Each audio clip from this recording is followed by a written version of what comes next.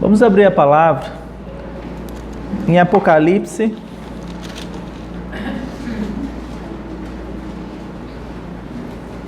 capítulo 21, verso 9.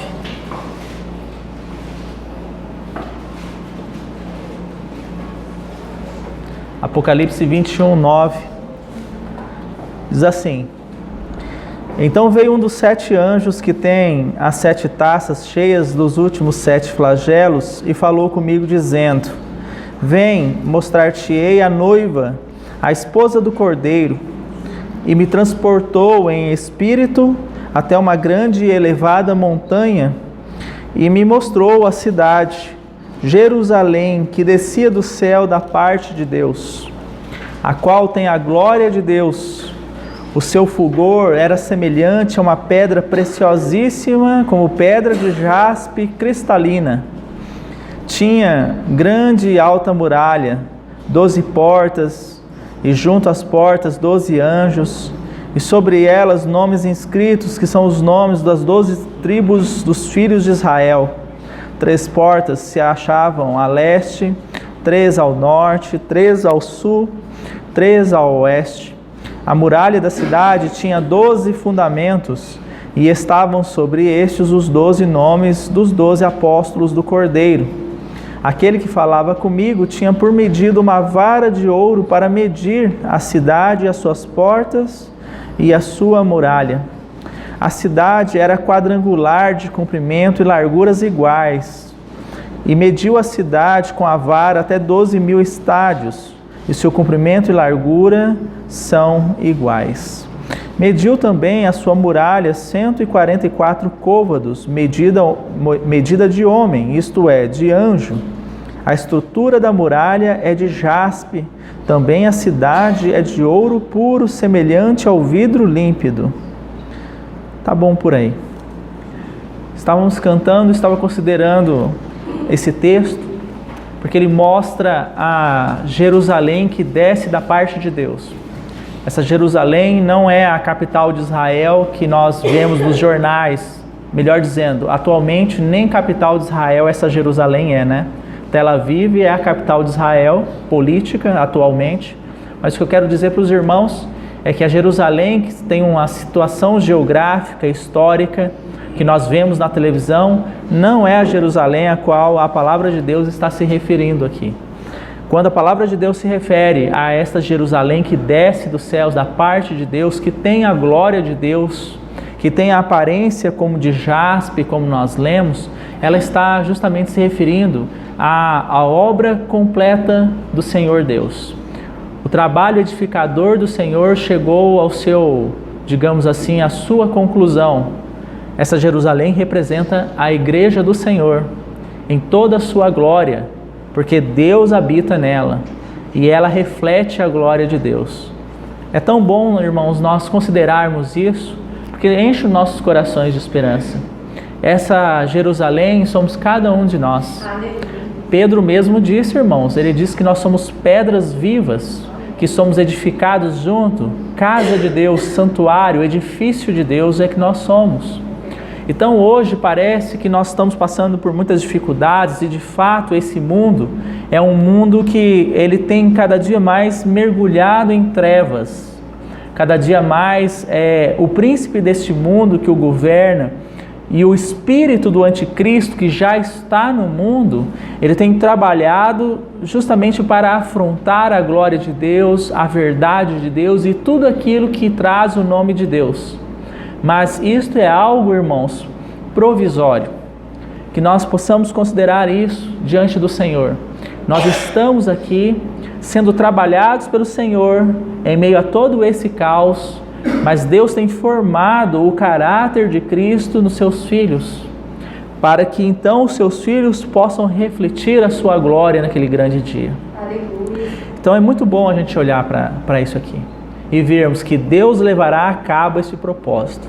No livro de Judas é dito que aquele que começou a boa obra é fiel para completá-la até o dia da sua vinda. Então que nós não percamos a esperança no Senhor. Talvez nós estamos passando por alguma dificuldade, Talvez nós estejamos agarrados em algo que cativa os nossos corações nesse mundo da carne, né? Algo das nossas cobiças. E isso tem nos deixado tão ruim, tão mal, porque pensamos assim: Senhor, eu não consigo fazer a tua vontade, eu prefiro fazer a minha, me dá mais prazer. Mas lembre-se dessas palavras: o Senhor levará a cabo o seu propósito.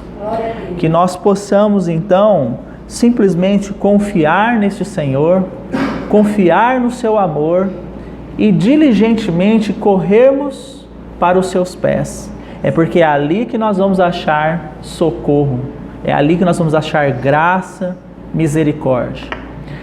A gente vê muito julgamento no mundo hoje. Se nós falhamos, a sociedade exige de nós muita perfeição.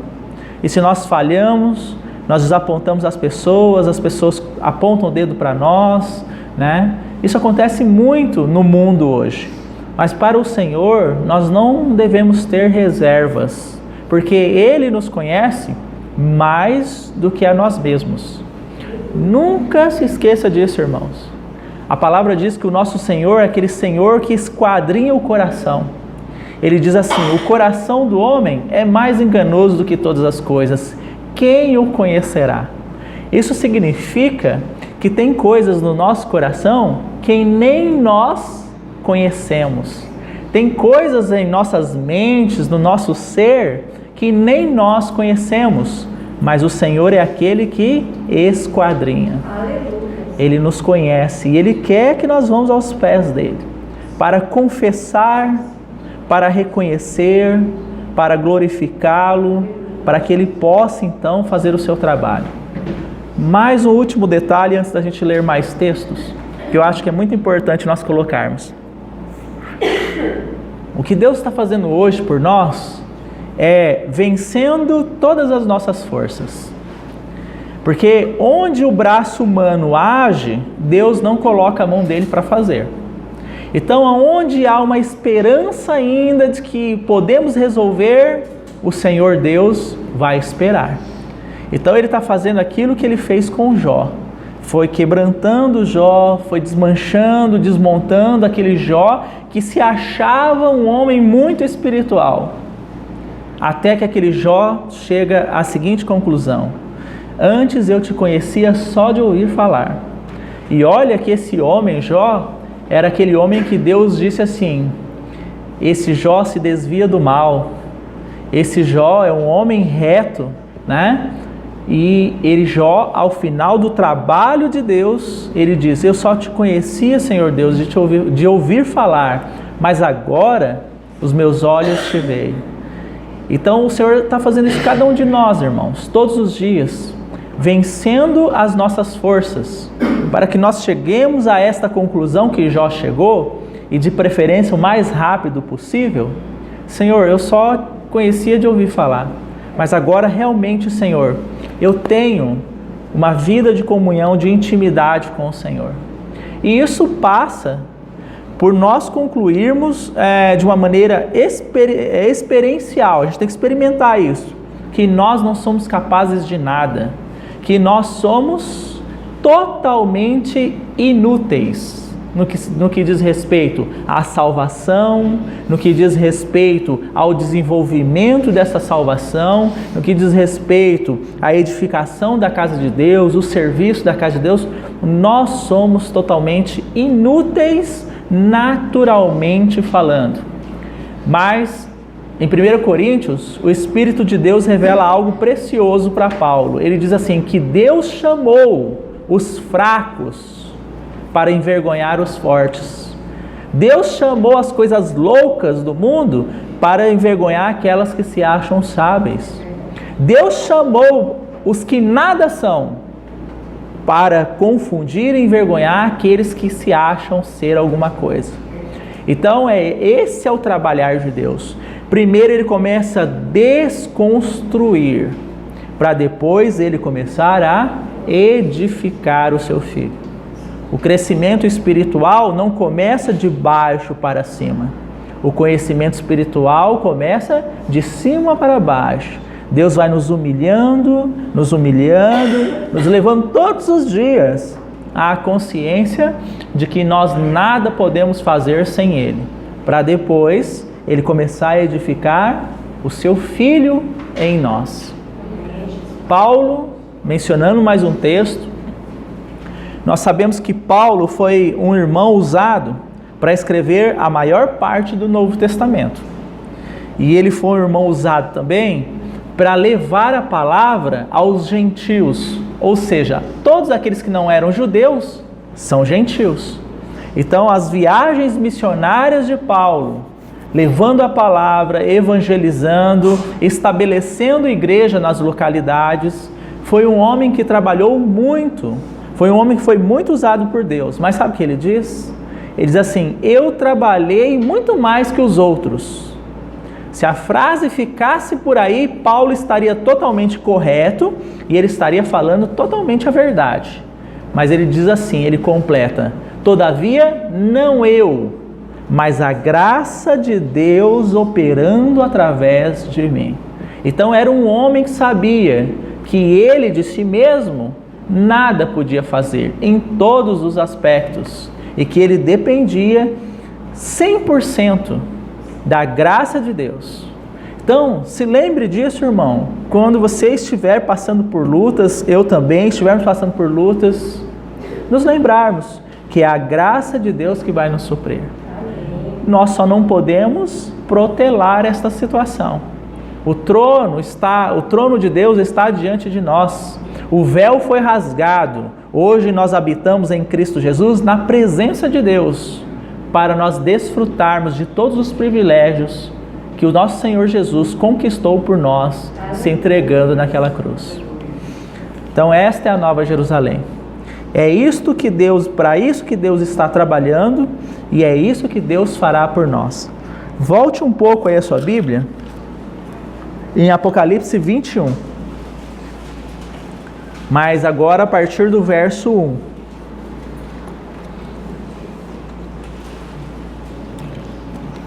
Vi novo céu e nova terra, pois o primeiro céu e a primeira terra passaram, e o mar já não existe. Você sabia que o mar na Bíblia é chamado muitas vezes de abismo, o grande abismo? E alguns irmãos entendem que o mar é um lugar, há um mistério que não está totalmente revelado. Mas o mar em si, por ser conhecido como abismo, ele é o lugar de aprisionamento dos anjos caídos. Por isso que no novo céu e na nova terra não haverá mais o quê? Mar, porque não terá mais a sua utilidade. Mas como assim, irmão? Apocalipse revela que a chave do abismo foi dada ao anjo, e o anjo abriu o abismo, um dos flagelos, que foi aí nos últimos tempos será derramado sobre a terra. A chave do grande abismo será aberta e os demônios vão sair dali, inclusive o seu príncipe Abaddon, para atormentar os habitantes da terra. O tormento será tão grande, irmãos, que a palavra nos revela isso, que os habitantes da terra vão procurar a morte, eles vão querer morrer por causa desses tormentos, mas a morte fugirá deles. Quem não será atormentado? Os filhos de Deus, aqueles que tiverem a marca de Cristo. Mas fora isso, todos aqueles que não tiverem a marca de Cristo e estiverem habitando aqui no momento em que Deus estiver julgando esta terra, sofrerão com o tormento desses demônios que se levantam do abismo. Então por isso que a Bíblia chama o mar de abismo. Mas eu não quero entrar aqui nesse aspecto escatológico, porque esse não é o objetivo. Apenas só me recordei de dar essa informação para os irmãos pelo que nós estamos lendo aí. Mas avançando um pouco mais, verso 2 é dito assim: vi também a cidade santa, Nova Jerusalém, que descia do céu da parte de Deus, ataviada como noiva, adornada para o seu esposo. Então ouvi grande voz vinda do trono dizendo: eis o tabernáculo de Deus com os homens. Deus habitará com eles, eles serão povos de Deus, e Deus mesmo estará com eles. E lhes enxugará dos olhos toda lágrima, e a morte já não existirá, já não haverá luto, nem pranto, nem dor, porque as primeiras coisas passaram. Então enche o seu coração dessa palavra também. Hoje nós temos luto, hoje nós temos pranto, nós temos dor, nós temos sofrimento, tudo consequência do pecado. Tudo consequência da nossa desobediência da palavra de Deus.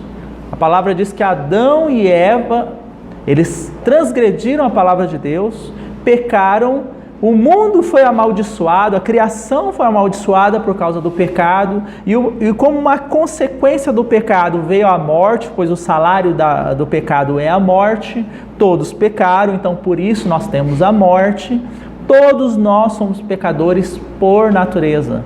Mas chegará um dia, que está próximo, irmãos, que o Senhor enxugará dos olhos dos seus filhos toda lágrima, porque todas essas coisas negativas terão sido varridas do universo, e o Senhor habitará conosco eternamente.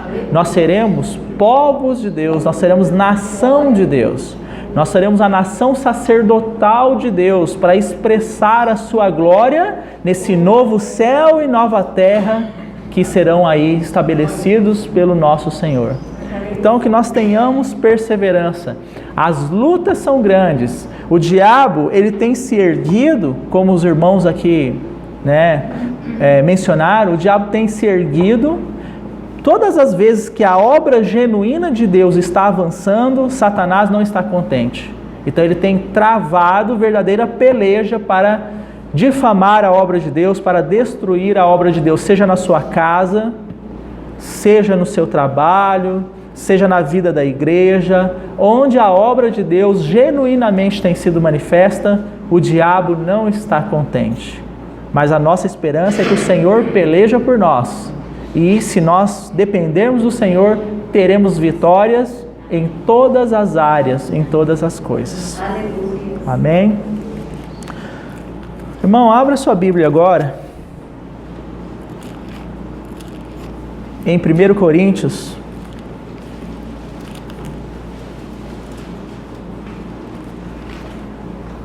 Capítulo 2, nós vamos ler do verso 1 ao 5.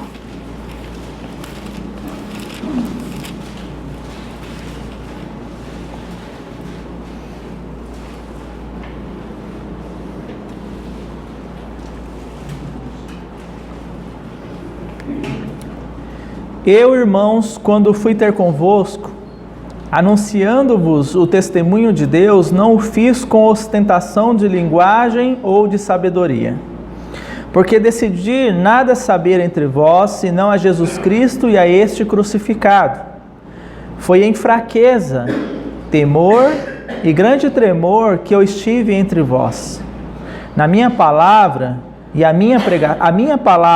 minha pregação não consistiram em linguagem persuasiva de sabedoria, mas em demonstração do Espírito e de poder, para que a vossa fé não se apoiasse na sabedoria humana, e sim no poder de Deus. O que nós percebemos com esta leitura? Paulo está dizendo que quando foi ter com os irmãos em Corinto, ele tinha dois caminhos para trilhar. Em um dos caminhos, ele poderia exibir todo o seu conhecimento que de fato ele tinha acerca da palavra de Deus. Ele poderia dar um show, uma palestra que deixaria todo mundo de queixo caído. Que homem sábio, que homem tremendo no seu conhecimento acerca da palavra de Deus. Esse era um caminho que Paulo poderia trilhar. O outro caminho é ir não dependendo de si mesmo, mas indo crendo que Deus poderia manifestar o seu poder, a sua sabedoria em meio à igreja em Corinto. Eu posso dizer para os irmãos que o primeiro caminho que eu acabei de mencionar para os irmãos é o caminho mais fácil, porque esse caminho mexe com o nosso ego, mexe com a nossa necessidade de aprovação. Esse primeiro caminho não exige negar a nós mesmos, não exige tomarmos a nossa cruz. O segundo caminho é justamente o oposto. É um caminho de maior sofrimento, mas que leva à verdadeira edificação. O Senhor colocou o encargo no meu coração de nós partilharmos esse texto para considerarmos uma coisa. Hoje, a igreja do Senhor, ela tem estado abundante no primeiro caminho, aquele que Paulo não quis percorrer. Toda a linguagem, toda a sabedoria, né? Temos historiadores no meio da igreja, temos especialistas em língua aramaica, no grego, e nós temos muita informação. Eu não posso dizer para os irmãos que isso seja de todo ruim, não é isso. Mas é que nós temos nos contentado apenas num conhecimento intelectual da palavra de Deus. E nós temos nos perdido do caminho que Paulo se propôs, de verdadeiramente termos uma vida experimentando o poder de Deus, experimentando a sabedoria de Deus. O Senhor está cansado, irmãos. Eu posso dizer para os irmãos, o Senhor está cansado de um povo que apenas conhece intelectualmente a palavra. O Senhor está cansado de um povo que apenas confessa o nome dele com os seus lábios. Muita confissão de lábios. Deixa eu dizer uma coisa para os irmãos. Nunca se falou tanto de Deus como se fala hoje. Se os irmãos têm rede social, eu acredito que a grande maioria tem, nós levantamos de manhã, passamos o dia e vamos dormir com todo mundo falando de Deus nas redes sociais, né? Deus é bom, Deus é maravilhoso, Deus é tal, tal e tal. Não digo, irmãos, que os irmãos não devem compartilhar um texto, falar sobre isso. Mas nunca se falou tanto de Deus, nunca se teve tanto acesso à palavra de Deus e às coisas relacionadas a Deus. Mas, por incrível que pareça, nunca o mundo foi tão perverso como é hoje. Irmãos, no tempo dos bárbaros lá era muito mais perverso, eles cortavam as pessoas no meio, escravizavam as pessoas, era muito pior. Mas naquele tempo, eu vou compartilhar algo que a impressão que eu tenho. Se o cara não gostava de você, você sabia que ele não gostava de você, que ele ia matar você se você não se cuidasse. Hoje, o cara bate nas suas costas, te dá um abraço e ele odeia você. Porque o mundo hoje é o do politicamente correto. Então o ser humano, por causa, do príncipe deste mundo, por causa da sua natureza, ele aprendeu a ser perverso de uma maneira de que ele aparenta uma bondade. Não é mais como antes. Então eu tenho assim a convicção de que o mundo nunca foi tão perverso como ele é hoje. E o mundo nunca falou tanto de Deus como ele é hoje. E por que essa, digamos assim, essa situação tão antagônica, tão oposta? Porque as pessoas falam de Deus, na grande parte das vezes, não estou generalizando, de lábios. Que Deus me abençoe, que Deus me guie, que Deus me guarde, Deus na frente, Deus no comando, as palavras mais, O sujeito vai para uma... Nada contra, tá, irmãos? Não quero entrar nesse mérito. O sujeito vai para uma farra, que ele vai se embriagar, que ele vai se prostituir, que ele vai fazer de tudo que a carne manda. O que ele coloca lá na rede social? Deus no comando. Vamos junto, Então, assim, nunca se falou tanto de Deus e nunca o mundo foi tão perverso. E, infelizmente, essa realidade não é só no mundo, mas na vida da igreja também. Porque o problema está justamente aqui. Nós temos percorrido esse primeiro caminho e temos deixado o caminho verdadeiro de lado. Então, que o Senhor nos ajude. Eu quero citar mais um texto com os irmãos. Abra aí, Mateus. Na verdade, vamos em Isaías. Isaías 29. Eu estou dizendo que vamos em Isaías porque o texto de Mateus é o Senhor fazendo referência ao texto de Isaías, tá? Isaías capítulo 29.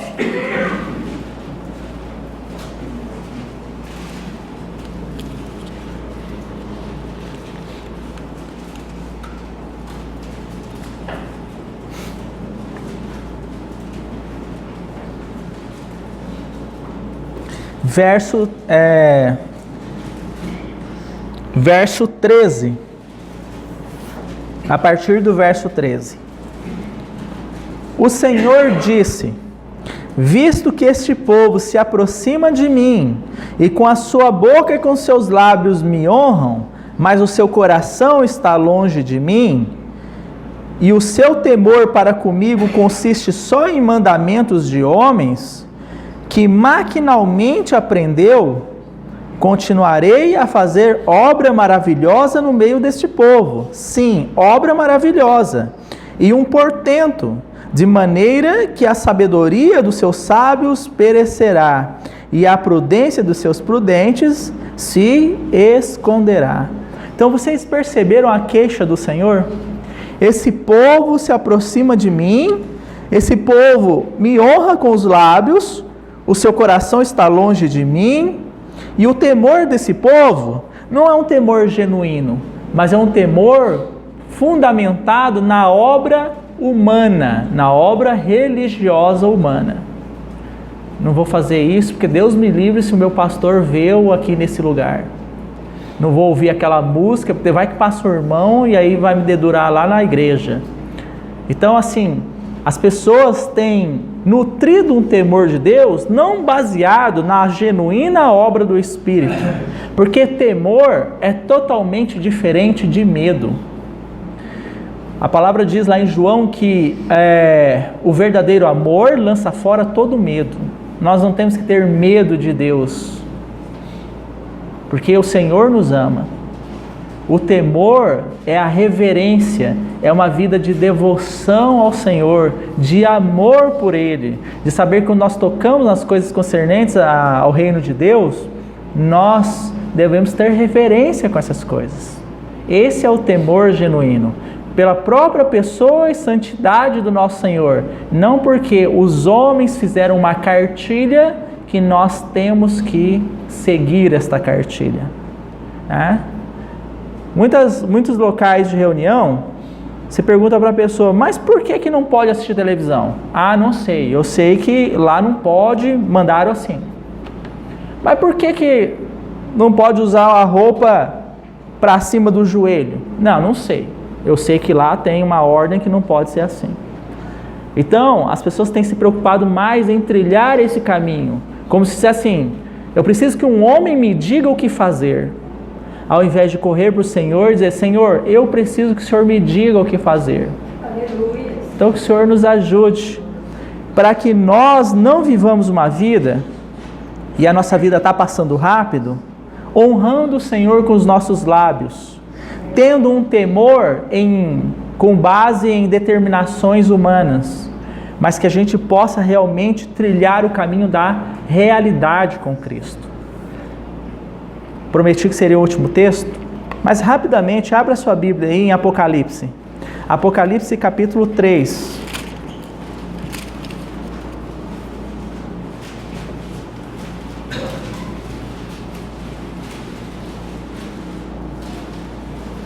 A partir do verso 7.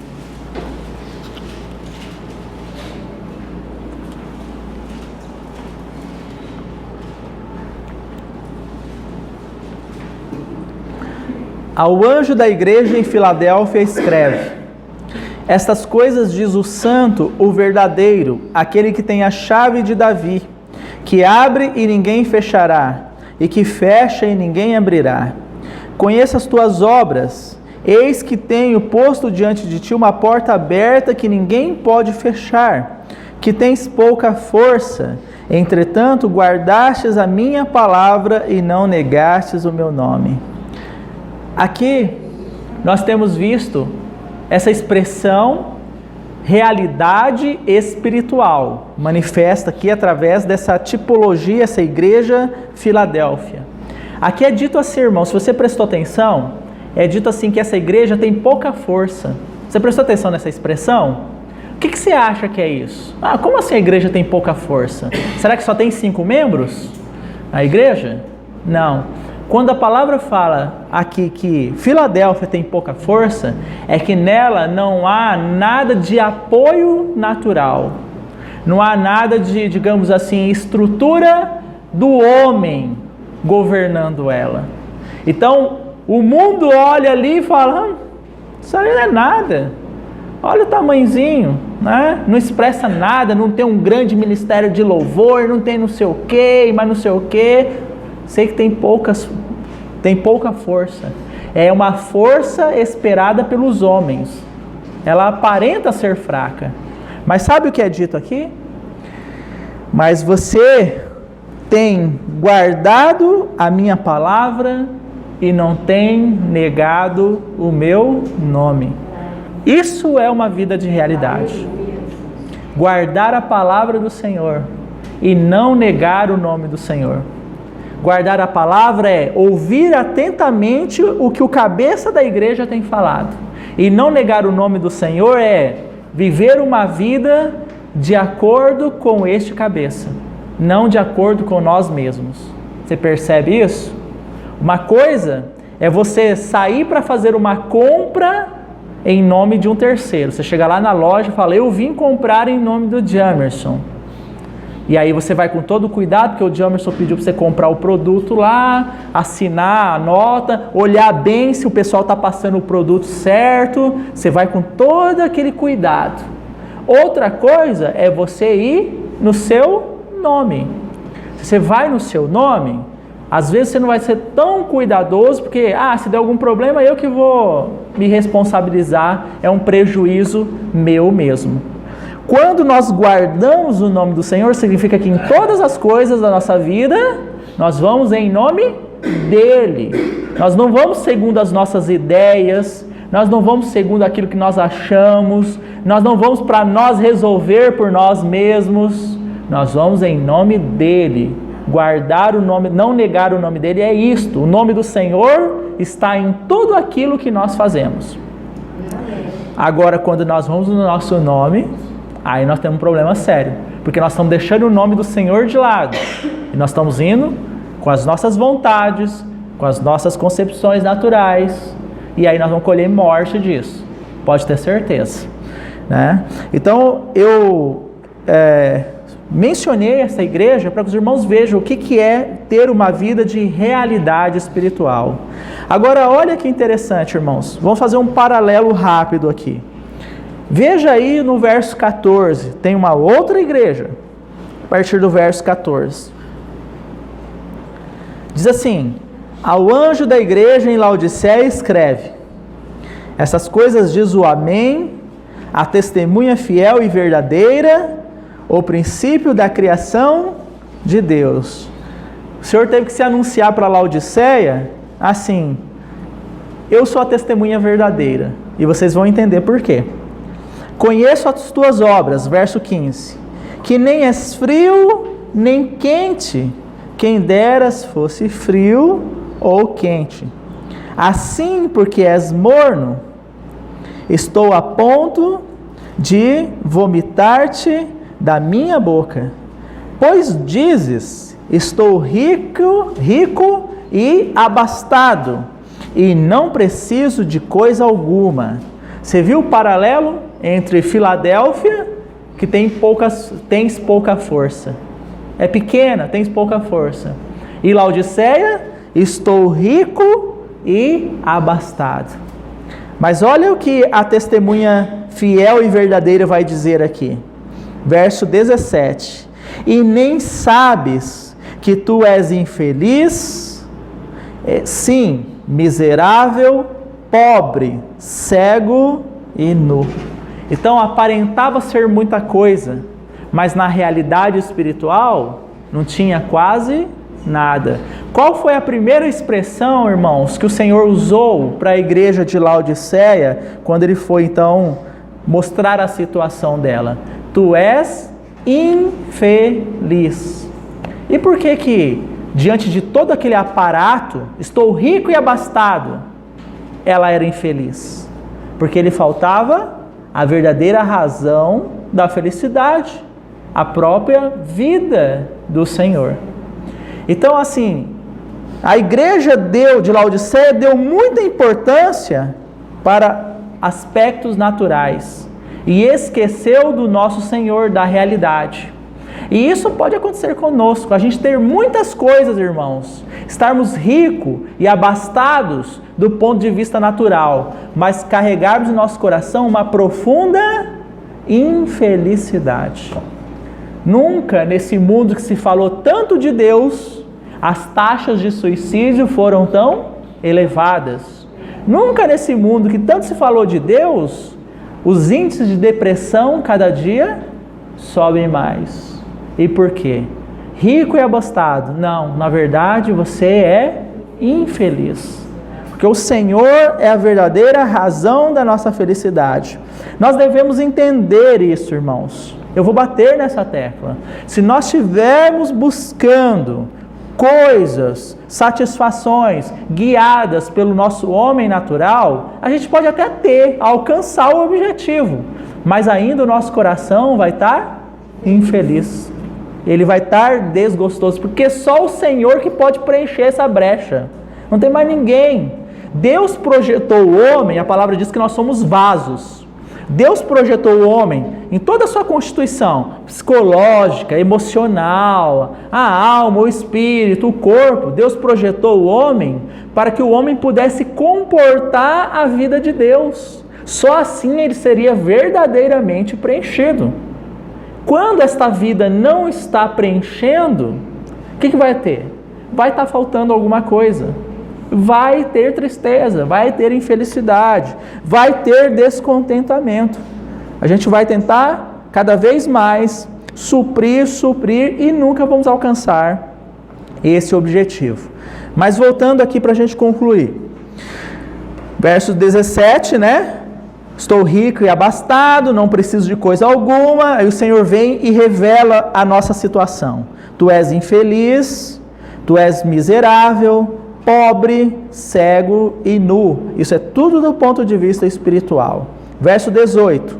Aconselho-te que compre de mim ouro refinado pelo fogo para enriqueceres. Ouro, eu sei que muitos irmãos sabem, mas o ouro, quando a Bíblia fala de ouro, fala da natureza de Deus. Lembram quando nós lemos lá em Nova Jerusalém? Ela era ouro. A descrição é que as suas ruas são de ouro. A aparência dela é de ouro, de jaspe. Mas por quê? Porque o ouro fala da natureza de Deus. Então, quando assim, compres ouro refinado pelo fogo, ou seja, o ouro mais puro, quer dizer, você vai ter que pagar um preço para ter mais da minha vida. Que preço é esse? Negar a nós mesmos, tomarmos a nossa cruz, como o Senhor diz, e seguir o Senhor. Negar aquilo que nós queremos para seguir o Senhor, né? Não para com ouro, fala também vestiduras brancas para te vestires. Essa expressão é muito linda, porque fala de nos revestirmos da própria pessoa de Cristo. Você se lembra o que aconteceu lá em Gênesis, irmãos? Em Gênesis, Adão e Eva pecaram, eles tentaram fazer uma vestidura para eles. Eles tiveram vergonha, viram que estavam nus, e aí eles cozeram folhas de figueira para se apresentar diante de Deus com aquela vestidura que eles fizeram. Mas sabe qual é o problema de você fazer uma roupa com folha? A folha vai secar, você vai ter que sempre estar fazendo novas roupas. Ou seja, é só um paliativo, não vai resolver definitivamente.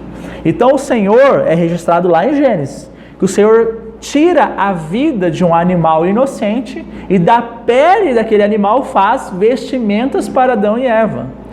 Então esse ato do Senhor tirar a vida de um animal inocente e pegar aquela pele e revestir Adão e Eva, era uma profecia, era uma tipologia bíblica do que o Senhor faria por meio de Cristo, tirando a vida do Cordeiro de Deus, que era inocente, para que nós pudéssemos ser revestidos dele.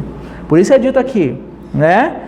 Vestiduras brancas para te vestires, a fim de que não seja manifesta a vergonha da tua nudez. Todas as vezes que nós fazemos obras, que nós agimos sem dependermos do Senhor, o que vai ser manifesto? Essa vestidura de Cristo ou a vergonha da nossa nudez? A vergonha da nossa nudez, né? Talvez o Senhor tenha usado essa expressão também para mexer conosco, para a gente ter uma ideia do que isso significa espiritualmente. Vergonha da nudez. Acho que quando nós pecamos, nós deveríamos ter uma vergonha diante de Deus tal, como se fosse a gente sair nu aí na rua. Não daria muita vergonha na gente? Deus me livre, ter que atravessar a Avenida Canaã, já pensou, pelado? A gente ia morrer de vergonha, ia querer morrer, não ia saber onde enfiar a cara, não é verdade? Então, isso deveria acontecer quando nós pecamos, quando nós agimos de forma independente do Senhor, quando a gente, sendo cristão, quer agir conforme as nossas vontades, sendo filhos de Deus. A gente devia ficar com essa vergonha da nudez. Mais um pouquinho, verso 18. E colírio para ungires os olhos. Os evangelhos, e eu vou encerrar por aqui, eles registram um milagre que o Senhor fez muito interessante. Diz que havia um cego, o Senhor então cospe no barro, faz um lodo e coloca nos olhos daquele cego e manda ele lavar os olhos na fonte. E depois que o cego faz isso, ele volta a enxergar. E aí as pessoas começam, os fariseus, os religiosos, começam a questionar aquele cego, interrogar ele. Mas como que foi? O que ele fez? Etc. E aí ele diz assim, eu não sei como que foi. Eu só sei que ele fez a obra e eu estou enxergando. Aí um dos que estavam participando dessa reunião diz assim, nunca se ouviu falar em toda a história da humanidade que um homem que era cego de nascença voltou a enxergar. Ou seja, ninguém nunca tinha feito alguém que era cego de nascença voltar a enxergar. Esse registro está nos evangelhos. Sabe, irmãos, que todos nós somos cegos de nascença. A palavra registra que nós estávamos mortos nos nossos delitos e pecados. Nós estávamos indo a passos largos para o lago de fogo e enxofre, para o inferno, porque é isso que nós merecemos, e nem sabendo o que estava acontecendo, porque éramos cegos, nós somos cegados, o nosso entendimento foi cegado por Satanás, pelo príncipe desse mundo.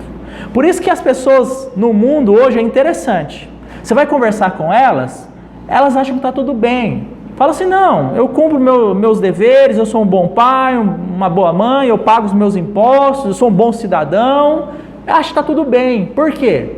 Porque elas estão cegas, não conseguem ver a real situação caída do ser humano, naturalmente falando.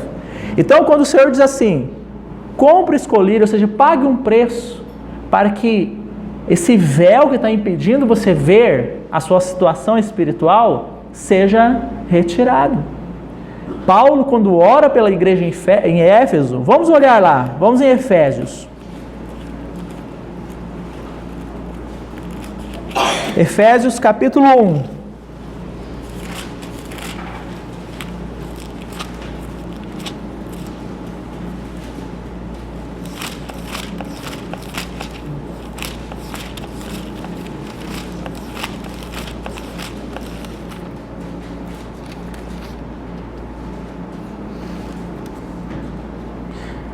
Verso 15. Por isso, também eu, tendo ouvido a fé que há entre vós no Senhor Jesus e o amor para com todos os santos, não cesso de dar graças por vós, fazendo menção de vós nas minhas orações, para que o Deus de nosso Senhor Jesus Cristo, Pai da glória, vos conceda espírito de sabedoria e de revelação no pleno conhecimento dele. Agora olha essa expressão aí, iluminados os olhos do vosso coração, para saberdes qual é a esperança do seu chamamento, qual a riqueza da glória da sua herança nos santos. Irmãos, era interessante, eu recomendo aos irmãos que tirem um tempo para olhar as orações. As orações de Paulo geralmente estão dentro desse aspecto aqui. Ele orava para que a igreja conseguisse enxergar, para que ela tivesse pleno conhecimento de Cristo Jesus e pudesse compreender espiritualmente a riqueza desse chamamento para o qual nós somos chamados. Por que a gente vive trocando esse privilégio pelas coisas do mundo? Nós somos chamados à santificação em Cristo, mas por que às vezes a gente prefere tanto outras coisas? Por causa da cegueira. Os nossos corações estão adequadamente iluminados. A gente não consegue compreender a grandeza desse chamamento. Por exemplo, a gente fala assim, Cristo se entregou lá na cruz pelos meus pecados. A gente pensa assim, nossa, mas que coisa boa, graças ao Senhor por isso. Mas irmãos, a gente não tem a mínima ideia do que é Deus se esvaziando, se fazendo carne. Ele fez toda a criação e agora ele está limitado pelo tempo e pela história, sofrendo frio, passando fome. Algo que é inimaginável. Sofrendo todo tipo de perseguição por aqueles que ele criou. Você já pensou nisso? Imagina uma formiga perseguindo você, te incomodando. O que você faz? Você pisa nela e acaba com o problema, não é verdade? Mata a formiga. Mas o Senhor teve que aguentar as formiguinhas ali, importunando ele. Com um sopro da sua boca, ele poderia aniquilar toda a humanidade. Então esse é o nosso Senhor se entregando na cruz, se esvaziando, negando-se a si mesmo, indo, sendo obediente até a morte e morte de cruz. Mas nós não temos capacidade de compreendermos a grandeza disso, do que foi feito por nós, se o Espírito de Deus não nos revelar. Enquanto isso não acontecer, irmãos, a gente vai continuar fazendo como Esaú, trocando o privilégio da primogenitura por coisas que satisfazem a nossa necessidade agora, em todos os aspectos, né? Não quero mencionar esse ou aquele aspecto. Então que o Senhor nos ajude, para que nós clamemos ao Senhor. Senhor, acho que o primeiro passo, Senhor, eu não aguento mais viver uma vida só confessando o Senhor com os lábios e não tendo realidade. Senhor, ilumina os olhos do meu coração, para que eu veja o privilégio do seu chamamento. Isso precisa ser algo em nós, irmãos, muito assim, nos mover de uma maneira muito necessitada mesmo, sabe? A gente ir para os pés do Senhor. Amém? O Senhor nos ajude, então.